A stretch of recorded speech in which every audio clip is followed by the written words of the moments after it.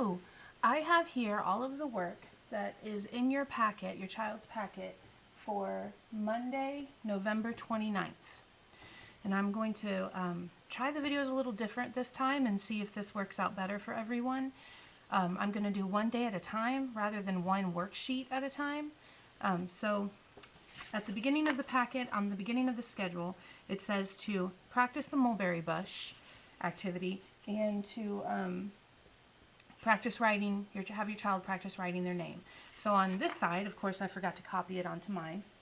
There's the circles and lines and everything for the mulberry bush activity. It's a song that we do, and your child sings the song. There's a link on the page for the song online, and they just follow along and trace the circles and the lines. And that whole activity is just to really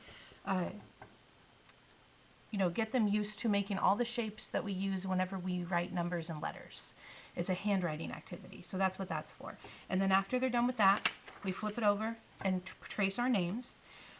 Start on the go dot is always my number one thing I always tell the kids. We always make our letters starting from the top going down, not from the bottom going up, and try their best to stay on the lines. I tell them if they're using pencil, which is what we would prefer for them to use whenever they're writing letters or numbers, not crayons or markers, but pencils. Start on the go dot and try their best to stay right on those dotted lines and not sloppy like this. You can see a difference. So again, do your best to stay on the line.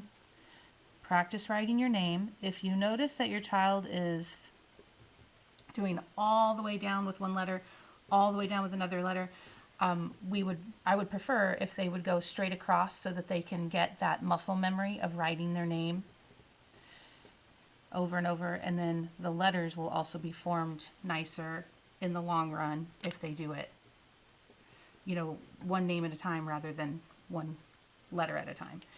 So that's the first activity worksheet. The second one is to talk about our letter of the week. Our letter of the week this week is letter N. This is our first page. It is two sides, has two sides for this one. They're supposed to write their name above the alphabet here, again with a pencil or pen. And then they can switch, well, there is more pencil or pen on the other side, but on this side, let me go through the pictures in case you aren't sure what they are, because sometimes these pictures can be, iffy. So we have necklace, dress, net, nose, button, napkin, nail, and fork.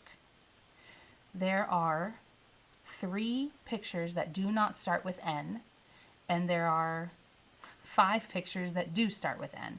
So we always cross off the ones that do not start with N, and then we color in using 2 or more colors the pictures that do start with N. And then we always color the letter. Always encourage them to do that first, so they can remember what the letter looks like and focus on that letter and think, okay, letter N, necklace, letter N, net, that kind of thing. On the other side, the top 3 we do with pencil. So again, it's just tracing, just like on their name page. Even though this letter may not be in their name, they learn how to write it. And then there's a little maze that they can do. We've talked about how you, try going one way and then you can turn around if it's not the right way, in and out. Connect the dots. Some kids might need help with this. We're not really that great with connect the dots yet, especially with following the numbers, because some of us don't know all of the numbers to 20 yet, and that's okay. But also because they see one and they want to go straight to it instead of looking around for the next number before drawing their line. Okay, so this is all the parts we do with the pencil. Oh yeah, my bad. And then we also trace the picture, talk about what the picture is. It's a notebook. And then we use our crayons to color in this N, or this letter. Sometimes there's polka dots, sometimes there's stripes or hearts, sometimes it's stars. Color the stars one color, color the background of the N or around the stars a different color, and then also color the notebook. So that is the letter fun page for Monday, 2 sides, focusing on the letter N. After we talk about the letter of the day, we go on to the poem of the week, the sight word of the week. This is our very first week to have 2 sight words in 1 week, and the reason we're having 2 is because the words are he and she, and they both have HE in them. He is a boy, she with an S in front is a girl. So there's a link to the poem if you just want to have your child listen to the poem or read along with the poems. I'll explain the title, the word, read through. Your child is welcome to color the pictures, just focusing on that he and she, those sight words. How many letters do they have? How many sounds do they have? And when we use those words, this is a paper that your child should keep safe and have access to every day this week, because it would be nice for your child to read this poem at least 1 time every day this week. Both poems, sorry. We usually just do 1 word, and this, of course, is the week that we have 2 words.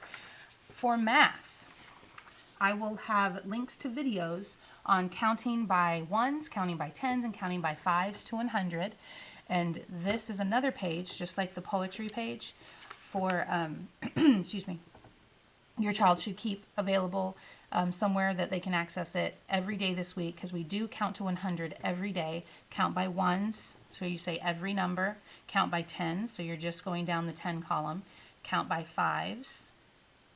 And we also count backwards, starting with 20, if that is something that your child would like to do. I'm not going to make a video of me doing that. That would take too long, but I will link to songs that they can watch in little YouTube videos that they can watch, that they can follow along with the counting while they do it, while they watch it. And finally, we are starting our unit on shapes this week. Pretty easy unit. I am very glad that it's happening for remote. So your child will need someone with them to read the shape, and then they will just color in the shape that you call out. So color in the rectangle, color in the triangle. While you're doing this, talk about, well, why is that a rectangle and that's not? Because that has 4 sides, 2 long sides and 2 short sides. And that one only has 3 sides, and rectangles have 4 sides. And then we go to triangle. Well, how come that's a triangle? And your child may not know what a triangle is, or may guess. And you can say, well, this is why it's a triangle, because triangles have 3 sides and 3 corners. This is not a triangle because it has more than 3 sides. Hexagon is one that a lot of kids are not getting. They're always calling them octagons. I think they focus a lot on octagon in daycares and preschools, not so much on hexagons. I always explain that hexagon has the X in it, and so does the number 6. So if you see the X in hexagon, think of the number 6, because hexagons have 6 sides. They are 2 trapezoids put together. Or you could say that they are 6 triangles put together. But anyway, color in that hexagon. A circle has 0 sides and 0 corners. It's all round. And then a square, even though it might be up on its corner, is still a square is a shape that has 4 sides that are all equal. Not 2 long sides and 2 short sides, but 4 sides that are all the same. Again, color the boxes, trace the boxes first, and then color in the word. I'm not sure why they're expecting kindergartners to read these words, so what I would do is I would focus on the beginning sound. We know that these are squares, so which word do you think starts with a S? That's how I would explain this page. Again, trace the shape, color it in if you want to, and then color in the word that starts like these shapes. Triangles. Same thing with the rectangles, the hexagons, and the circles. However, for the circles, you will have to explain that it does start with a C, even though it sounds funny, because we usually think of C as K instead of S. And then finally on the back, just take a look at this picture. See how many different shapes you can find.